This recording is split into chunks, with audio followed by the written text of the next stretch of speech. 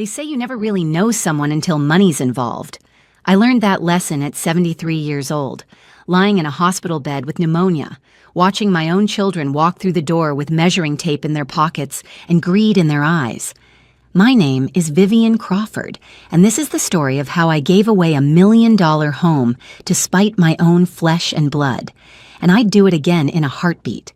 Before we begin, I'd love to know, where are you watching this from? Drop your city and state in the comments. It helps me feel less alone in all of this. It was a bitter February morning in Charleston, South Carolina when everything changed. I'd been in the hospital for 5 days, struggling to breathe, my lungs filled with fluid. The doctors said it was touch and go there for a while. I'm not ashamed to admit I was scared, terrified actually. At my age, pneumonia isn't just an inconvenience, it's a death sentence waiting to be signed. I kept my phone on the nightstand, checking it obsessively, waiting, hoping. Surely my children would come, surely they'd heard. My neighbor, Mrs. Patterson, had called them all. I knew she had because she told me so, squeezing my hand with tears in her eyes. But day 1 passed, then day 2, then 3. The nurses were wonderful, especially one, Angela Martinez. She was maybe 40 years old with kind brown eyes and the gentlest hands I'd ever known. Every time she came into my room, she'd ask how I was feeling, and she actually waited for the answer. She'd brush my hair back from my forehead when the fever made me sweat. She'd hold my hand during the worst coughing fits, whispering that I was strong, that I was going to make it through this. "Your family must be so worried," she said on day 3, adjusting my IV. "When are they coming to visit?" I didn't know what to say. The truth was too humiliating. "They're busy," I managed, my voice hoarse from the oxygen mask. Angela nodded, but something in her eyes told me she understood. She'd seen this before. The elderly patients with absent children. It was more common than anyone wanted to admit. On day 4, I started to improve. The antibiotics were finally working. My breathing came easier. The doctor said I might be able to go home in a few days if I continued to progress. That's when they showed up. I heard them before I saw them. Voices in the hallway, my daughter Patricia's sharp laugh that had always reminded me of breaking glass. Then my son, Michael's deep rumble. They burst into my room like a storm, all smiles and, "Oh, Mom, we've been so worried." But I noticed things. Small things that might not mean anything to someone else, but meant everything to me. Patricia's eyes barely touched my face before scanning the room, lingering on the window with its view of the historic district. Michael didn't hug me. He patted my shoulder like you'd pat a dog, his attention already wandering to his phone. And when they thought I drifted off to sleep, I heard the words that would change everything. "So," Patricia whispered, "who gets the house?" My eyes were closed, but I was wide awake. Every word they spoke landed like a knife between my ribs. "The house has to be worth at least $1 million now," Michael said, his voice low but excited. "Maybe more. That neighborhood's exploded in value." "I should get it," Patricia hissed. "I'm the oldest, and frankly, I need it more than you do. Derek's been out of work for 6 months and the bills are piling up." "Oh, please. Your husband's out of work because he's lazy. At least I have a real job. Besides, I'm the one who visited her for Christmas." "You stayed for 2 hours, Michael. 2 hours. And you spent most of it in the garage looking at Dad's old tools." I wanted to scream. I wanted to sit up and throw them both out. But something made me stay still, stay quiet. Some instinct told me I needed to hear all of it. "Look, we need to be practical about this," Patricia continued. "She's not going to last forever. She's 73 and just nearly died from pneumonia. We need to start planning." "Has she updated her will recently?" "How should I know? She won't talk about it. Every time I bring it up, she changes the subject." "Well, one of us needs to push the conversation. We can't just wait around and hope for the best." There was a pause. I could hear the shuffling of feet, the rustle of a jacket. "Maybe we should try to get power of attorney," Michael suggested. "You know, just in case she becomes, incapacitated." "That's actually smart. If she's not thinking clearly, we could make decisions for her. Medical decisions, financial decisions." "Exactly. For her own good, of course." "Of course." Patricia echoed, and I could hear the smile in her voice. They left shortly after that, each giving me a quick peck on the forehead like I was already a corpse they were preparing to bury. They promised to come back soon. They promised they loved me. Every word was a lie, and we all knew it. After they were gone, I just lay there, staring at the ceiling tiles. 47 years of motherhood, 47 years of sacrifices. I'd worked 2 jobs after their father died to keep them in good schools. I'd paid for Patricia's wedding, all $30,000 of it. I'd co-signed on Michael's first house when no bank would take a chance on him, and this was my reward. Vultures circling before I was even dead. Angela came in about an hour later for my evening medications. She took one look at my face and knew something was wrong. "Mrs. Crawford, are you all right? You're crying." I hadn't even realized the tears were falling. I wiped at my face with shaking hands. "I'm fine," I lied, "just tired." But Angela didn't move. She pulled up the chair beside my bed and sat down, taking my hand in both of hers. "I've been a nurse for 18 years, she said softly, "and I've learned that sometimes fine means anything but. You don't have to tell me what's wrong, but you also don't have to pretend with me." Something about Angela's kindness broke through the dam I'd built. Maybe it was the pneumonia weakening my defenses. Maybe it was the crushing loneliness of realizing my own children saw me as nothing more than an inheritance. But whatever it was, the whole story came pouring out. I told her everything, about their conversation, about the house, about how they hadn't visited me in 8 months before this hospital stay, and even now they'd only come to calculate their future windfall. Angela listened to every word, her hand never leaving mine, her eyes full of a compassion I hadn't seen in my own children's faces in years. "I'm so sorry," she whispered when I finished. "You deserve so much better than that." "The worst part is, I knew," I admitted. Deep down, I knew they'd changed. I knew they only called when they needed something. But I kept making excuses for them. I kept telling myself they were just busy, just stressed, just dealing with their own lives. "You're their mother. You wanted to believe the best of them. That's not a failing, Mrs. Crawford. That's love. A love they clearly don't return." Angela was quiet for a moment. Then she said something that would stay with me forever. "Family isn't always about blood. It's about who shows up, who holds your hand when you're scared, who sees you as a person, not a paycheck." Over the next 3 days, as I continued to recover, I had a lot of time to think. Patricia and Michael didn't come back. They'd send texts, brief, impersonal things asking how I was feeling, but they didn't visit.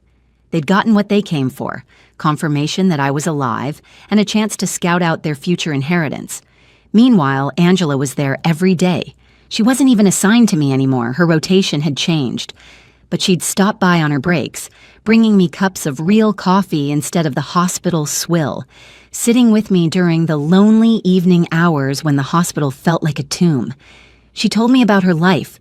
She was a single mother of 2 teenage boys. Her husband had died in a car accident 5 years ago, and she'd been raising them alone on a nurse's salary. It wasn't easy, but she made it work. Her boys were good kids. One wanted to be a doctor, the other a teacher. "You must be so proud," I said. "I am, but they're not perfect. They're teenagers. They drive me crazy sometimes. But they're kind. That's what matters to me, that they're growing up to be kind." I thought about my own children. Had I failed somehow? Had I raised them to be selfish? Or had I simply loved them too much, given them too much, never taught them the value of struggle? On my last day in the hospital, Angela helped me pack my things. The doctor had cleared me to go home, with strict instructions to rest and follow up with my regular physician. "Do you have someone to help you at home?" Angela asked. "Family, friends?" I almost laughed at the irony. "I'll manage," I said.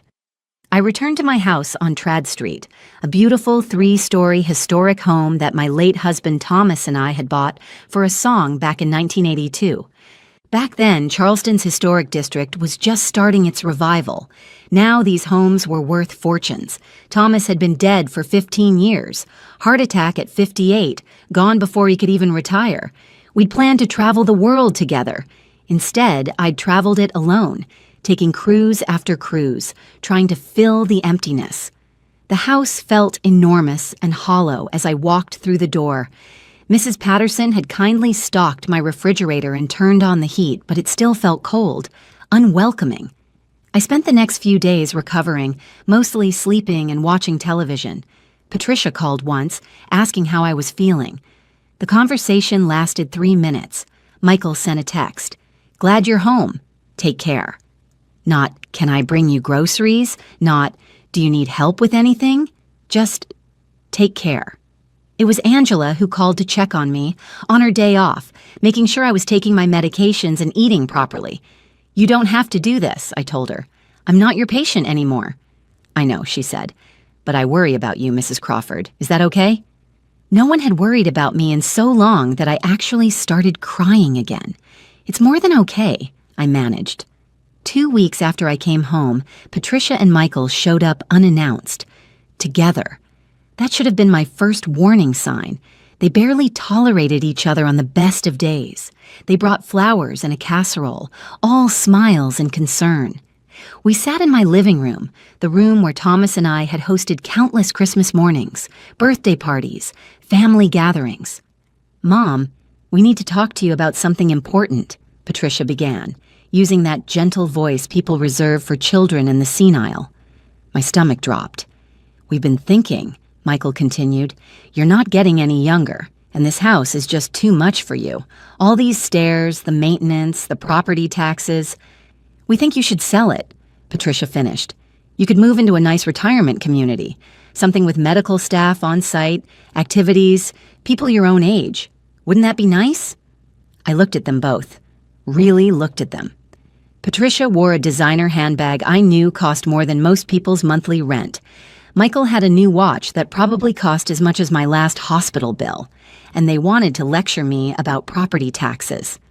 "And what would I do with the money from selling the house?" I asked, keeping my voice neutral. They exchanged a glance. They'd rehearsed this. "Well, you'd need some for the retirement home, of course," Michael said. "But the rest, we thought it might be good to start distributing your estate now, for tax purposes." "Tax purposes," I repeated. "It's just smart." "Planning, Mom," Patricia added. "This way, you can see us enjoy it while you're still alive. Wouldn't that be wonderful?" I stood up, my legs still shaky from the pneumonia, but my resolve iron strong. "Get out," I said quietly. They stared at me like I'd spoken in a foreign language. "Mom, we're just trying to help." Michael started. "Get out." "You're being unreasonable," Patricia snapped, her mask slipping. "We're trying to have a rational conversation about your future, and you're acting like a child." "My future?" I laughed, a harsh sound that surprised even me. "This isn't about my future. This is about yours. This is about you two circling like vultures, waiting for me to die so you can cash in." "That's not fair," Michael protested, but he had the decency to look ashamed. "Isn't it? When was the last time either of you visited me before I ended up in the hospital? When was the last time you called just to talk, not to ask for money or favors?" Silence. "I was in that hospital for 5 days before you showed up. 5 days. I could have died, and you couldn't be bothered to drive across town. But the minute I was on the mend, there you were, already planning how to divide up the house." "We have lives, Mom," Patricia said coldly. "We have responsibilities. We can't just drop everything every time you get a little sick." "A little sick? I had pneumonia. I could barely breathe." "But you're fine now, aren't you? You're always fine. You're strong as an ox. You'll probably outlive us all." The bitterness in her voice was shocking. She actually resented the fact that I'd survived. "I want you both to leave," I said, my voice shaking with anger and hurt. "And don't come back unless you can remember that I'm your mother, not your retirement plan." They left in a fury, slamming the door hard enough to rattle the windows. I stood in the sudden silence of my empty house and felt absolutely nothing. No regret, no sadness, just a vast, empty numbness. But numbness didn't last. By that evening, it had transformed into something else entirely. Determination. I called my lawyer first thing the next morning. Edward Thornton had handled my affairs for 20 years. He'd written my will, managed my late husband's estate, and helped me navigate every legal challenge that had come my way. "Vivian," he said warmly when his secretary put me through. "How are you feeling? I heard about the hospital." "I'm fine, Edward, but I need to make some changes to my will. Major changes." There was a pause. "I see. Would you like to schedule an appointment?" "As soon as possible." We met that afternoon in his office on Broad Street. I told him everything. About the hospital, about my children's conversation, about their visit demanding I sell the house. Edward listened, his expression growing grimmer by the minute. "I'm sorry, Vivian," he said when I finished. "No parent should have to face this." "I want to change my will," I said firmly. "I want to leave the house to someone else." "All right. Who did you have in mind?" I took a deep breath. "Angela Martinez, the nurse who cared for me in the hospital." Edward's eyebrows shot up. "That's certainly your right. But I should warn you, your children could contest this. They could claim undue influence, diminished capacity." "Let them try," I said firmly.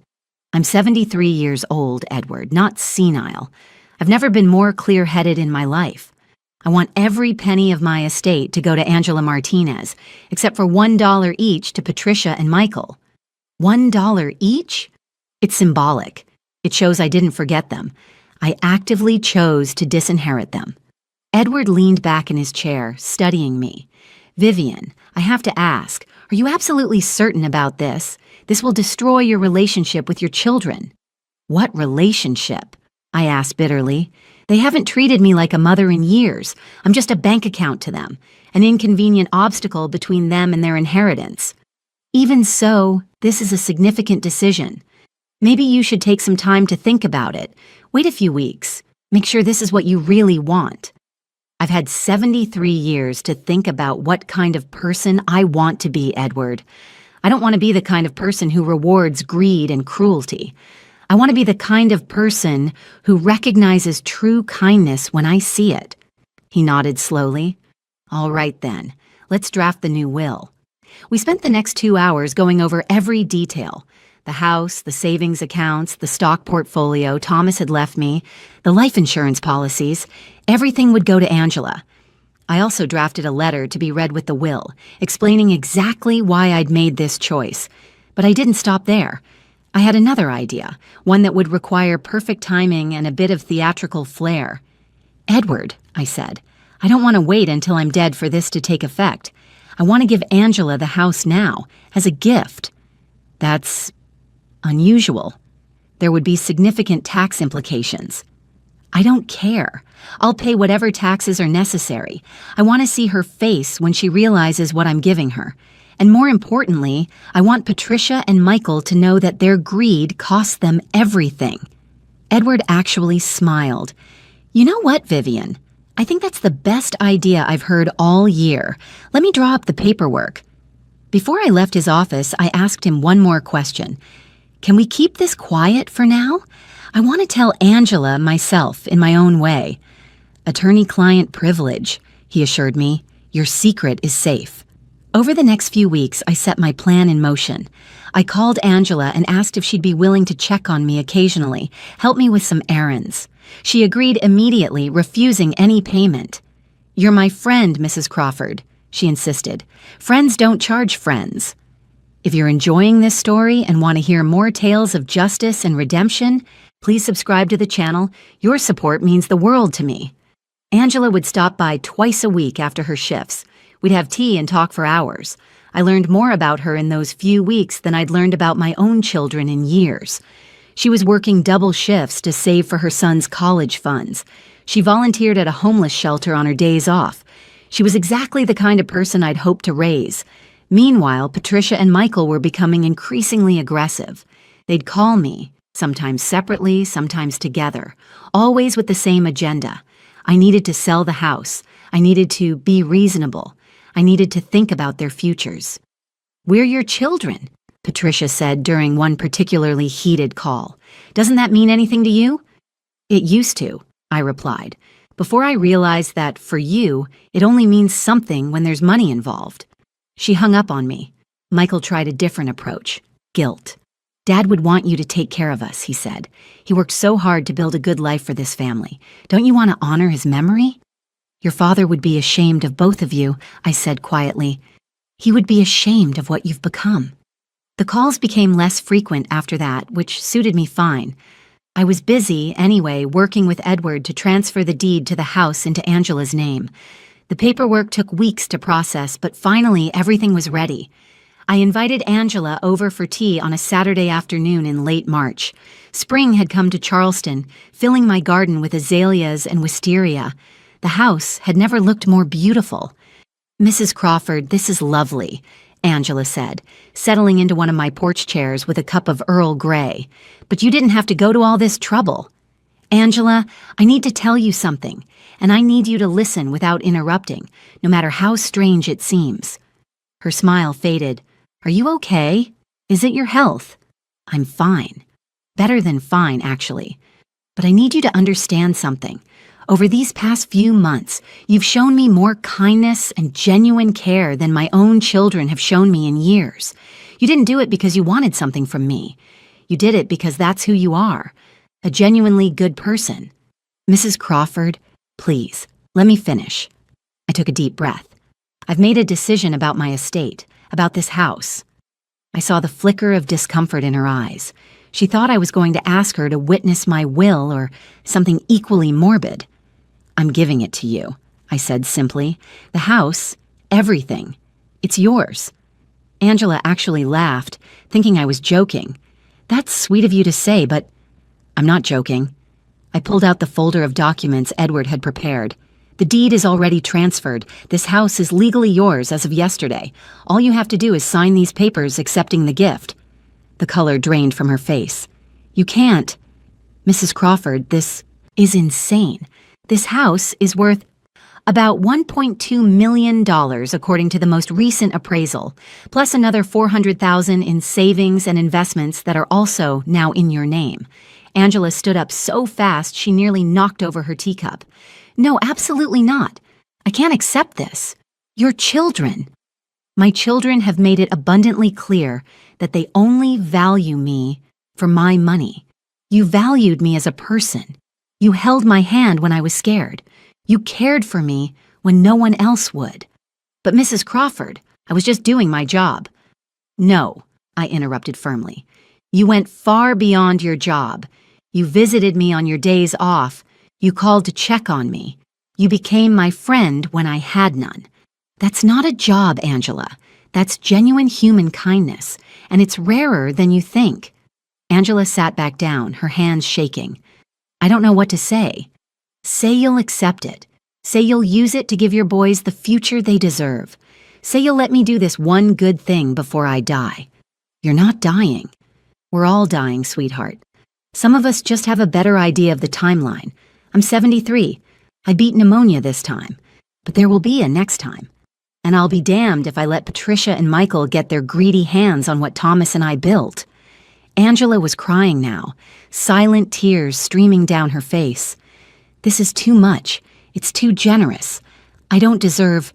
You deserve every bit of it. And you know what the best part is? I get to see you enjoy it. I don't have to be dead for you to benefit from my generosity. I get to watch you build a life here, watch your boys grow up in this house. That's worth more to me than any amount of money." She signed the papers with shaking hands. We sat together on that porch for hours, planning her future. She could keep working as a nurse if she wanted, but without the crushing burden of rent and bills. Her boys could go to college without drowning in debt. She could finally breathe. "When will you tell your children?" she asked quietly. "Soon," I said. "Very soon." I waited another week, letting the reality of the transfer settle, making absolutely sure all the legal documents were filed and recorded. Then I invited Patricia and Michael over for dinner. They came, probably hoping I'd finally agreed to sell the house.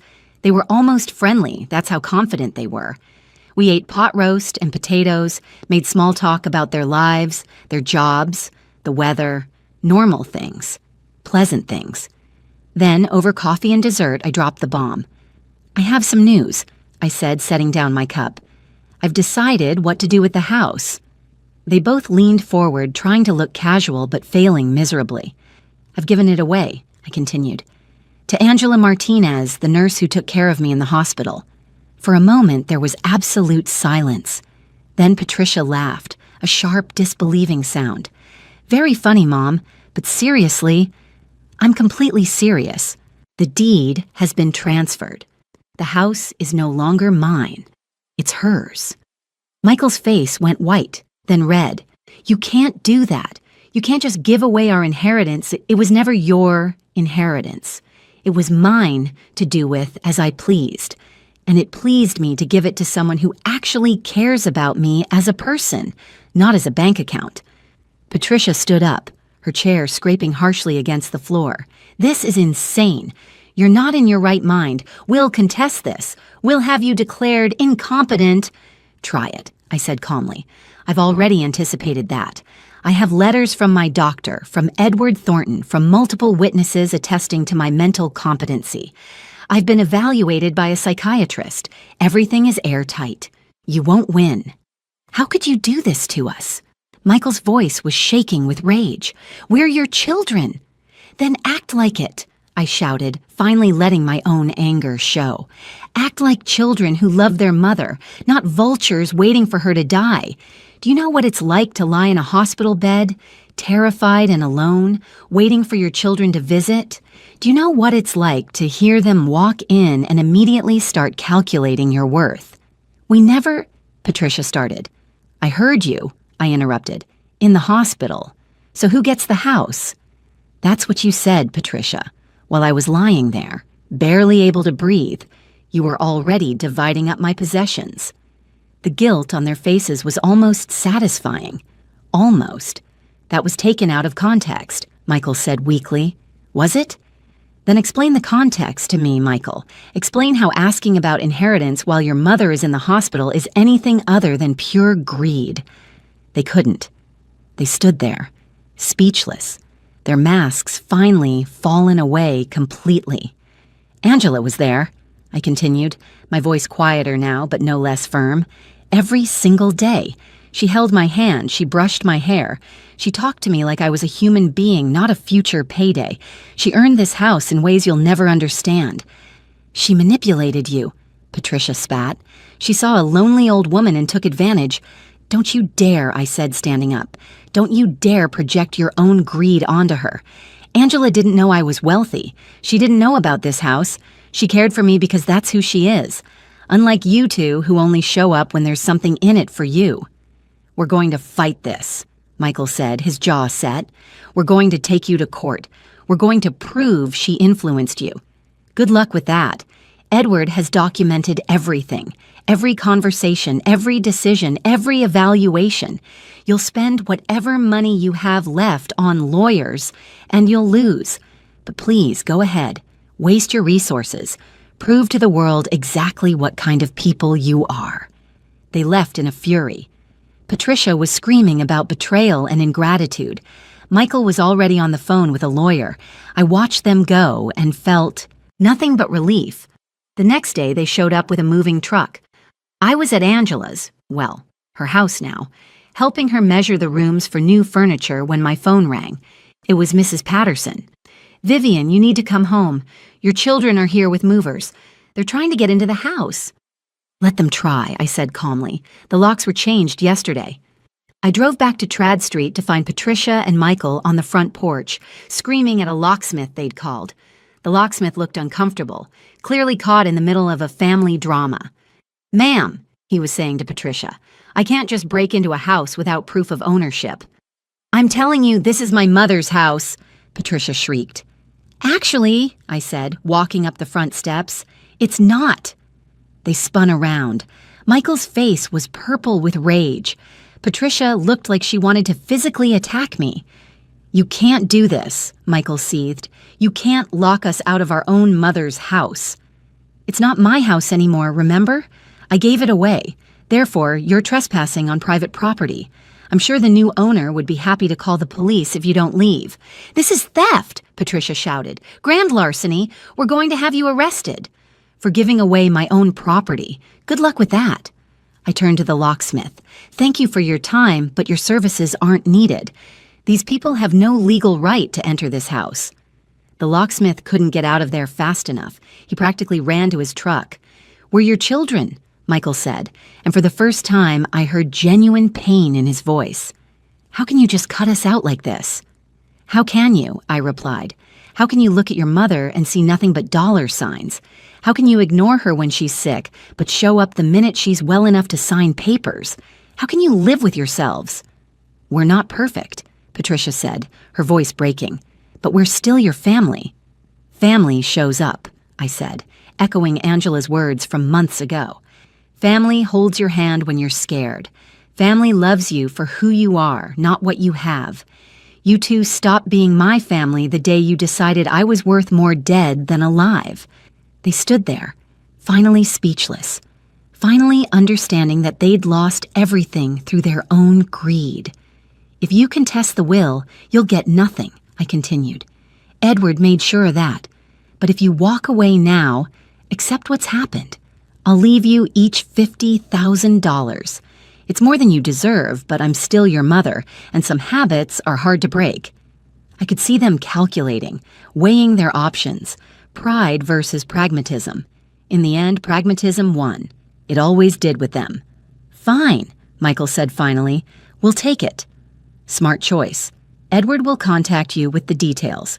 Now please leave. You're upsetting the neighbors." They left. I never saw them again. Angela and her boys moved into the house 2 weeks later. I moved into the guest house at the back of the property, a cozy 2-bedroom cottage that was perfect for an old woman like me. We were neighbors now, family by choice, not blood. I'm 81 now, 8 years after all of this happened. Angela's boys are in college, one at medical school, one getting his teaching degree. The house is filled with life and laughter and love. Real love, not the counterfeit version I'd been accepting from my biological children. Patricia and Michael took their $50,000 and disappeared. I hear things occasionally through mutual acquaintances. They're still struggling, still making poor choices, still waiting for their big break. I sleep peacefully every night in my little cottage, knowing I made the right choice. Sometimes justice isn't about punishment. It's about rewarding the people who deserve it.